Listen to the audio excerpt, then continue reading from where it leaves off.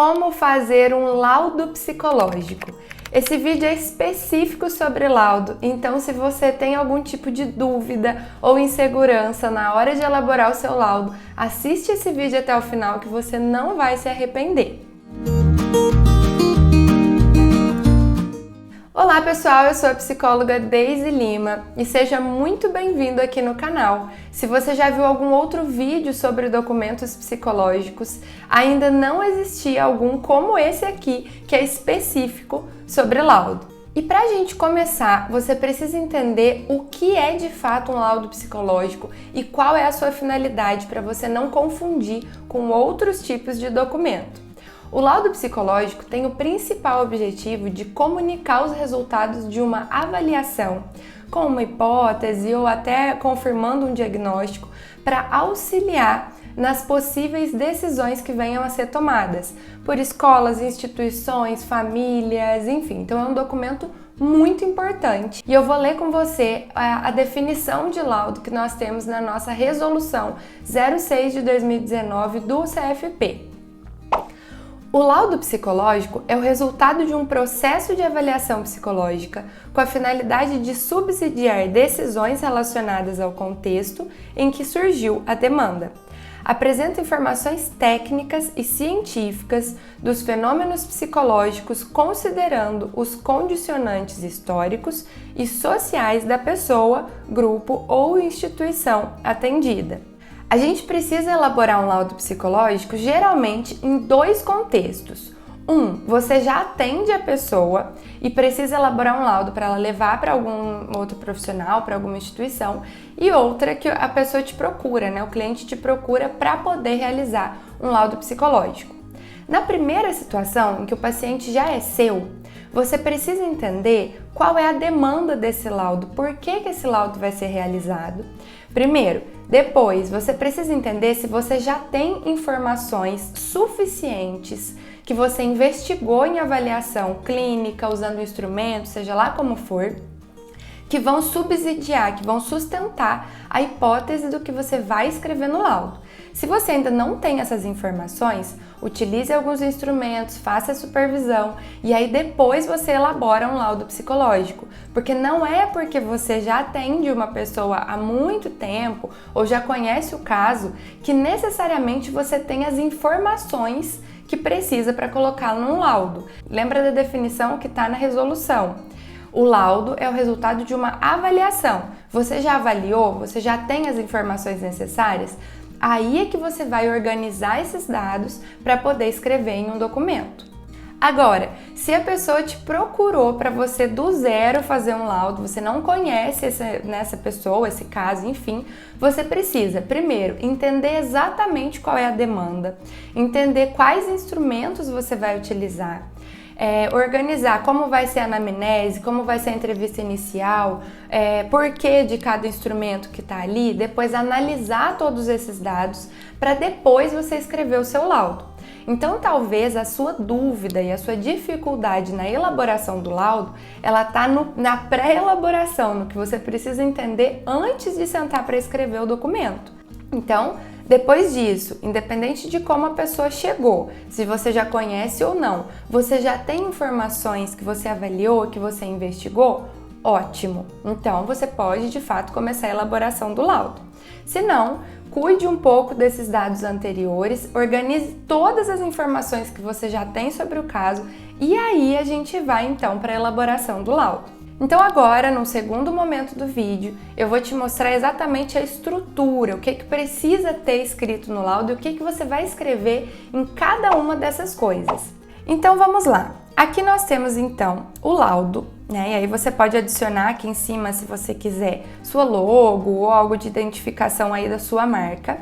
E aí a primeira coisa que tem que ter no laudo é o tópico identificação. O que precisa ter aqui? Nome da pessoa ou instituição atendida, identificação do nome completo ou nome social completo e, quando necessário, outras informações sociodemográficas. O nome do solicitante, a identificação de quem solicitou o documento, especificando se a solicitação foi realizada pelo Poder Judiciário, por empresas, instituições públicas ou pelo próprio usuário do processo de trabalho, prestado ou por outros interessados. Então, por exemplo, médicos ou qualquer outra instituição que tenha pedido para você a elaboração do laudo.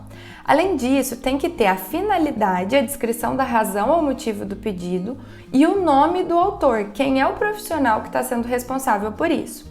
Aqui eu coloquei em um outro formato, em tópicos mesmo. Então, por exemplo, nome, idade, RG, CPF, data de nascimento, cidade que reside, profissional responsável e a finalidade. Depois, você precisa fazer a descrição da demanda. Nesse item, o psicólogo, autor do documento, deve descrever as informações sobre o que motivou a busca pelo processo de trabalho prestado, indicando quem forneceu as informações e as demandas que levaram à solicitação do documento. Ou seja, o motivo da avaliação e do laudo, como chegou até você e quais são as suas hipóteses, se elas existirem. Então, o que você vai escrever aqui? O fulano de tal chegou, me procurou para que eu pudesse investigar um pouco mais a hipótese diagnóstica de um transtorno de ansiedade, por exemplo. E aí, se alguém encaminhou, o psiquiatra encaminhou a uma investigação mais elaborada e tudo mais. Então, você vai descrever como é que essa demanda chegou até você. Depois, você precisa colocar os procedimentos. Nesse item, o psicólogo, autor do laudo, deve apresentar o raciocínio técnico e científico que justifica o processo de trabalho realizado pelo psicólogo e também os recursos técnico-científicos utilizados no processo de avaliação psicológica, especificando o referencial teórico-metodológico que fundamentou suas análises, interpretações e conclusões. Ou seja, você vai apresentar quais foram os recursos utilizados para avaliar, as técnicas mesmo, o nome dos instrumentos, as dinâmicas. Nesse momento, você já pode colocar quais foram os referenciais teóricos, apenas citando autores e data, para depois trazer essas referências em sua análise de dados. Então, número de encontros realizados, tempo de duração da avaliação, investigou com outras pessoas, conversou com pais, professores, outros profissionais da saúde, você vai escrever tudo nos procedimentos. Para você não ter dúvida mais do que tem no procedimento, você entende assim, quais foram as ferramentas que eu utilizei para poder investigar. Tem que estar escrito ali. E qual foi a ordem, qual foi a duração que isso aconteceu. Não é com tantos detalhes, sabe? Tipo, na primeira sessão eu fiz isso, isso e isso, e com todos os detalhes do instrumento. Você só cita, você só relata aqui nesse tópico dos procedimentos, certo? E não esquece de colocar número de encontros, quanto tempo durou sua investigação. Não tem muitos detalhes específicos, mas a pessoa precisa, ao terminar de ler o seu procedimento, entender que você não tirou da sua cabeça todas as interpretações e que isso está embasado cientificamente. Por isso, já ir colocando as referências. Então, por exemplo, eu coloco o nome do instrumento, o nome do teste e na frente já coloco, igual na época do TCC, lembra? A referência dele, o autor e o ano que foi feito o manual. Bom, depois disso você vai para a análise de dados.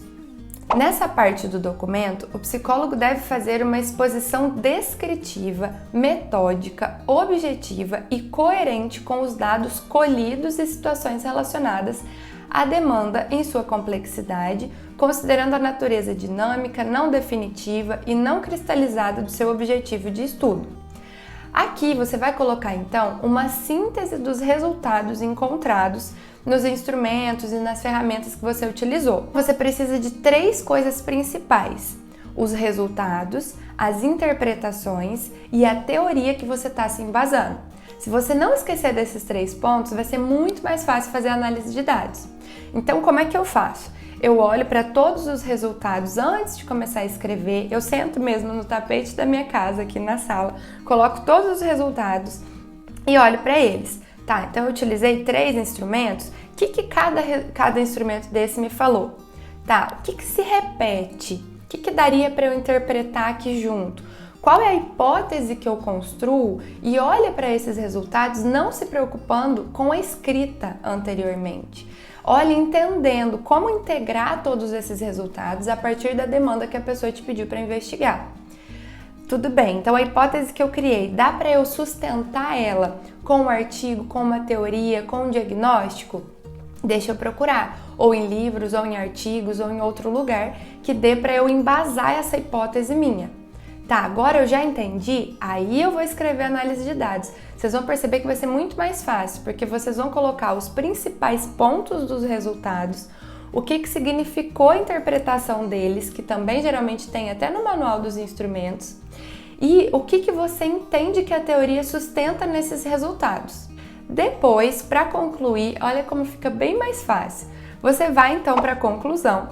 E neste item, o psicólogo, autor do laudo, deve descrever suas conclusões a partir do que foi relatado na análise, considerando a natureza dinâmica e não cristalizada do seu objeto de estudo. Então, apresente suas principais conclusões. Aqui você pode sugerir encaminhamentos ou hipóteses diagnósticas. Então, o que você vai fazer? Eu escrevo assim: acabo de fazer a análise, aí eu vou com marca-texto, sabe? Ou no arquivo do computador, ou em mãos mesmo, e vejo qual que é uma síntese desses resultados. E aí você leva eles para a conclusão. Então, é possível concluir que o fulano de tal apresentou isso e isso na avaliação, né, na sua investigação. Então, sugere-se um possível diagnóstico disso, sugere-se um encaminhamento para outros profissionais da saúde, enfim, você coloca isso tudo na conclusão. E para finalizar, você vai colocar cidade, a data. Então você coloca, por exemplo, Goiânia, 13 de julho de 2024, e embaixo você coloca o lugar que você vai adicionar sua assinatura, seu nome completo e seu CRP. Depois disso, você ainda precisa colocar uma lista de referências. Sim, no laudo psicológico você precisa adicionar uma lista de referências. Por quê? Porque ele é um documento científico, não é só uma comunicação ali informal, ele é um documento e essa pessoa depois vai utilizar essa ferramenta, né, que a gente teve, vai utilizar esse instrumento para poder subsidiar o futuro dela. Então, é isso. Eu tô deixando para vocês aqui disponível no final do vídeo, ou por QR ou aqui na legenda, um documento com um caso fictício que eu criei e fui anotando exatamente o que eu escreveria, como eu começaria a análise de dados, como eu começaria de fato a conclusão, como é que eu colocaria a integração desses resultados, quais instrumentos eu utilizei, né, nesse caso fictício. Então eu escrevo tudo ali, disponibilizei para vocês. Então, se você quiser adquirir, eu garanto que esse documento vai facilitar para você, porque já tem a estrutura editável quando você baixar ele. Você já vai poder ir editando e colocando as informações do seu caso com as sugestões de como eu começaria os parágrafos. Então é isso, eu espero que esse vídeo tenha te ajudado, eu espero que a partir de agora realizar laudos psicológicos seja um pouco mais fácil e qualquer coisa eu estou à disposição aqui nos comentários ou em supervisões. Vai ser um prazer conhecer vocês um pouquinho mais, então deixa aqui nos comentários se você quiser se apresentar e contar para nós como foi para você e como tem sido a elaboração de laudos psicológicos. Não deixa de se inscrever aqui no canal, vai ser um prazer ter você aqui comigo e eu te vejo no próximo vídeo. Um beijo, tchau!